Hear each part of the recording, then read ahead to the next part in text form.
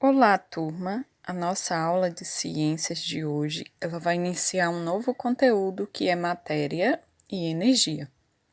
Este conteúdo, ele está nas páginas 114 até a 137. A ciência não pode prever o que vai acontecer, só pode prever a probabilidade de algo acontecer. César Lattes.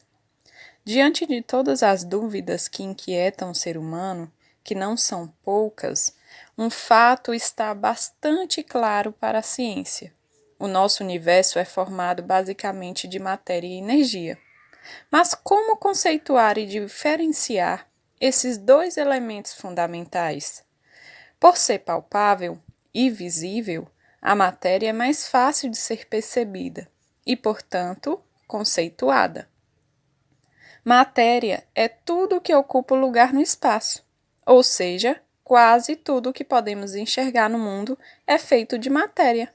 As árvores, o ar, o mar, a terra, os objetos que utilizamos no cotidiano.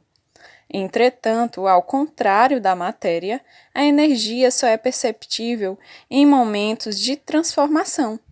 Para citar um exemplo, a energia química dos alimentos é o que nos garante energia para realizarmos nossas atividades diárias. Já pensou nisso? Nesta unidade, uma especial atenção será dada às propriedades da matéria e da energia. Você compreenderá os caminhos percorridos pela química e pela física até chegar a conceitos e princípios fundamentais importantes para aplicações no cotidiano. Então, agora nós iremos conhecer um pouco mais sobre este conteúdo. Espero que gostem. Vamos iniciar o nosso estudo? Introdução ao estudo da matéria. Tudo o que existe no universo se manifesta como matéria ou energia. Matéria, no estudo de química, corresponde a tudo que ocupa um lugar no espaço. Neste caso, apresenta volume e tem massa. Agora, então, vamos conhecer um pouco mais destes tipos de matéria: substância e mistura. Substância é qualquer matéria que possua suas características próprias. Então, isso é chamado de substância. São matérias que têm suas características próprias. Exemplo aí, água, sacarose, que no caso aí corresponde a alguns elementos, né, que são encontrados e retirados dessas substâncias. Então, elas têm características próprias. Mistura. Já a mistura é quando utilizamos várias substâncias para formar uma determinada mistura. Chocolate, olha o chocolate aí, como é que ele é produzido a partir da mistura de várias substâncias que têm as suas características próprias. Então, aí para fazer o chocolate, temos o teobromina, a fenetilamina e a cafeína. Então, tudo isso é utilizado para produzir o chocolate. São as substâncias que constituem a mistura do chocolate. Corpo e objeto. Corpo é a quantidade limitada de matéria. Olha o exemplo aí de corpos: um bloco de mármore e as barras de ouro.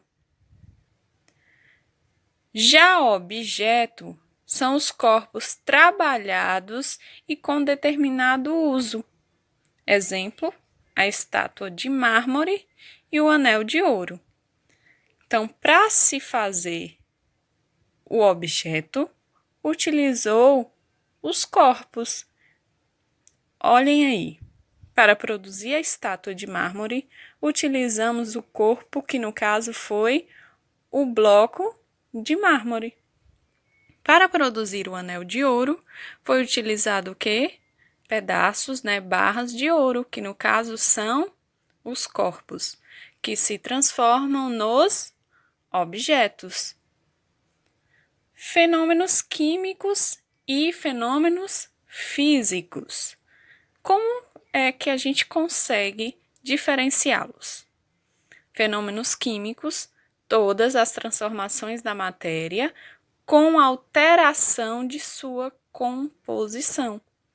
Então, ocorre um fenômeno químico quando há mudança na composição de um determinado matéria. Olha o exemplo aí.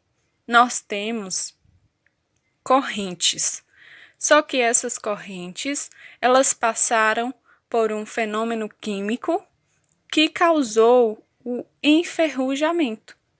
Então, ela teve uma alteração de sua composição, porque ela era um elemento rígido e acaba se decompondo devido à alteração de sua composição, que no caso aí a ferrugem é o que ela está se decompondo, se transformando. O papel pegando fogo. O papel, uma determinada matéria, quando é aquecida, né, pega fogo, se transforma em quê? Cinzas. Então, houve alteração de sua composição. Ele se transformou daquilo que ele era.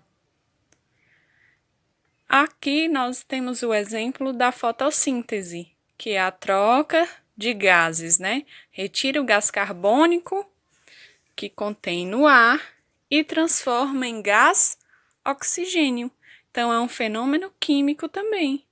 Ele retira a energia da luz, faz o processo da retirada do gás carbônico, transforma em gás oxigênio, retira a água do solo, né, a árvore, e transforma essa água em glicose, que é o alimento para as plantas. Então, olhem só quanta transformação acontece aí nesse processo de fotossíntese. Então, tudo isso são fenômenos químicos.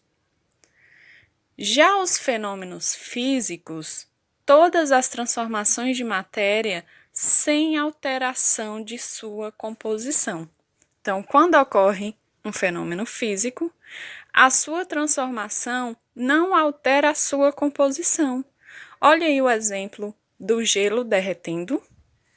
O gelo, ele é composto por água. Se ele derreter, ele vai deixar de ser água? Não vai. Então, não houve alteração de sua composição. Isso é considerado um fenômeno físico.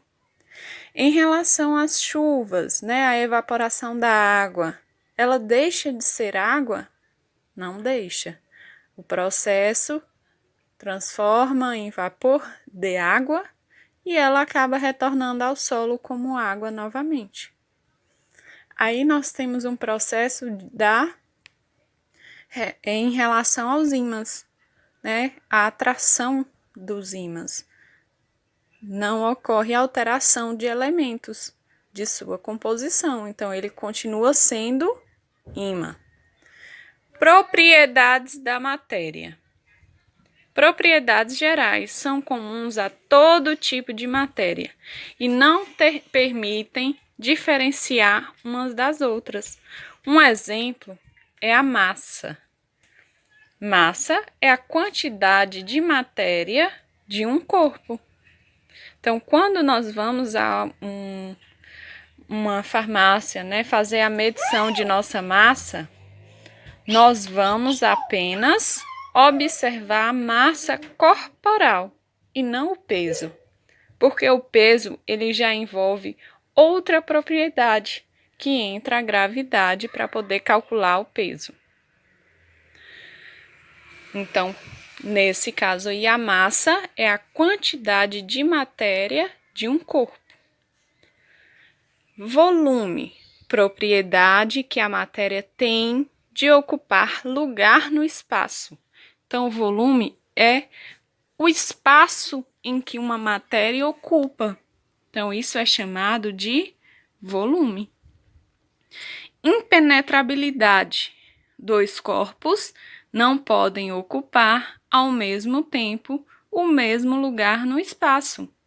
Então, é impenetrável, não dá para entrar em um ambiente onde já existe, né, uma matéria. Então, impenetrabilidade. Dois corpos não podem ocupar ao mesmo tempo o mesmo lugar. Elasticidade. Propriedade que a matéria tem de retomar o seu volume inicial, uma vez cessada a força que causa a compressão. Elásticos, molas, né? Tudo isso envolve a elasticidade, porque a matéria ela retoma o seu volume inicial depois que retiramos a força. Então, o elástico ele tem um determinado tamanho. Quando a gente puxa, ele aumenta de tamanho, só que ele retoma o seu volume inicial quando a gente cessa a força, né, de puxar. A compressibilidade é a propriedade que a matéria tem de reduzir o seu volume quando sujeita a certas pressões. Olhem aí o exemplo da seringa, né, ela cheia de ar. Quando a gente tampa a ponta, o ar ele se junta, ele reduz ao máximo que ele pode, porque ele está sendo pressionado, né, aí pela ampola. Propriedades da matéria. Temos também a divisibilidade. A matéria pode ser dividida em porções cada vez menores e não deixa de ser matéria. Olha aí o exemplo. Um organismo, dentro de sua composição, né, de um organismo, de um ser, aí nós temos um lince ibérico, temos o sistema, órgão, tecido, célula, orgânulos, molécula e a menor matéria existente, átomo. Então, a matéria pode ser dividida em porções cada vez menores. Então, o organismo, olha o quanto que ele pode ser dividido. Temos algumas propriedades específicas, que são para cada tipo de matéria e permite diferenciar uma da outra. Que neste caso aí temos o ponto de fusão, de ebulição e a densidade absoluta. Então, algumas dessas propriedades nós utilizamos para calcular. Nesse caso aí, nós temos a fórmula da densidade, que é igual massa sobre o volume, que nós iremos conhecer um pouco mais à frente. Valores da densidade de algumas substâncias. Então, temos a madeira 0,5, a gasolina 0,7, o álcool 0,8, o alumínio 2,7, o ferro 7,8, o mercúrio 13,6. Então, quanto maior a massa, maior a sua densidade. Então, a densidade, ele equivale, ele observa o peso em que a massa, né, que a matéria tem diante de outras substâncias, como ela vai reagir, né, diante de outras substâncias. Observa muito a densidade quando colocamos um objeto na água. É o mais comum para observar a densidade deste objeto. Propriedades da matéria. Temos a propriedade magnética, que é a propriedade que a substância tem de atrair ferro ou níquel, que é adquirido através da magnetita. Maleabilidade, propriedade que permite à matéria ser transformada em lâminas. É o caso da maioria dos metais. Ductibilidade, propriedade que a maioria dos metais possui em ser transformado em fios. Dureza, resistência que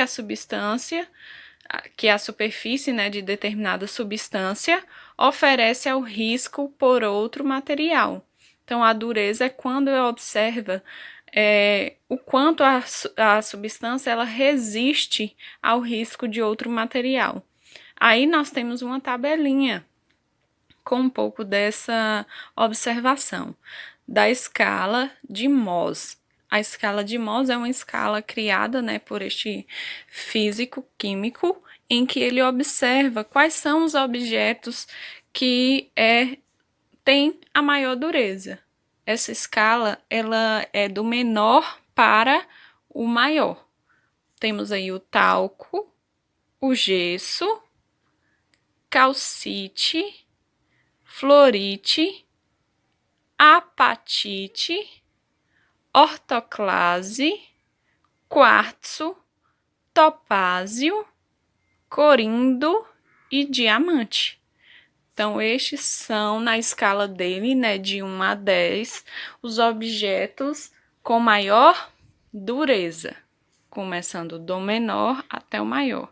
Então, o de maior dureza é o diamante.